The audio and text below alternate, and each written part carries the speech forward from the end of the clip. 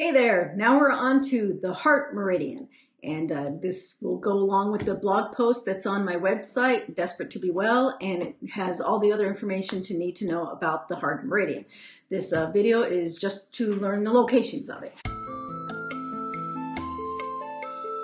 So, start off with the heart meridian is actually one of the ones that is not the whole length of the body. It's just part of the body.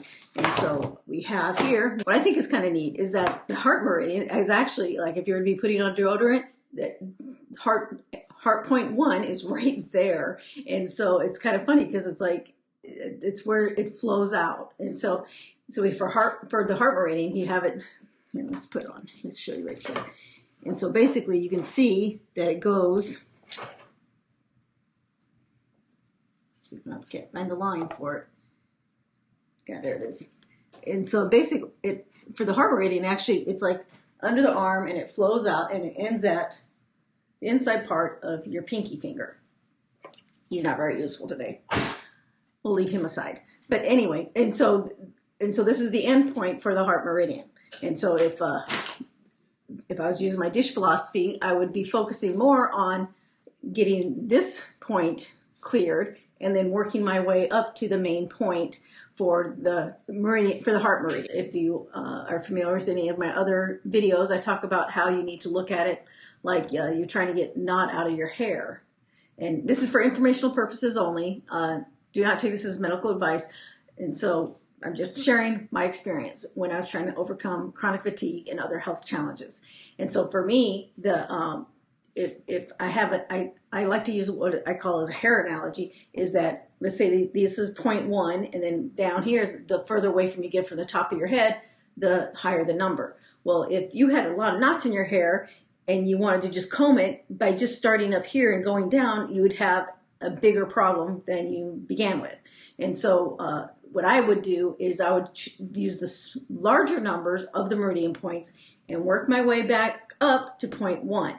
And then it just made everything work better. And sometimes I would only have to go this far and then everything would start flowing, if that makes sense. So what's this DISH philosophy I keep talking about? The DISH stands for Defensive Individual Shield Hypothesis. And a hypothesis is an idea that is being tested and tested and tested.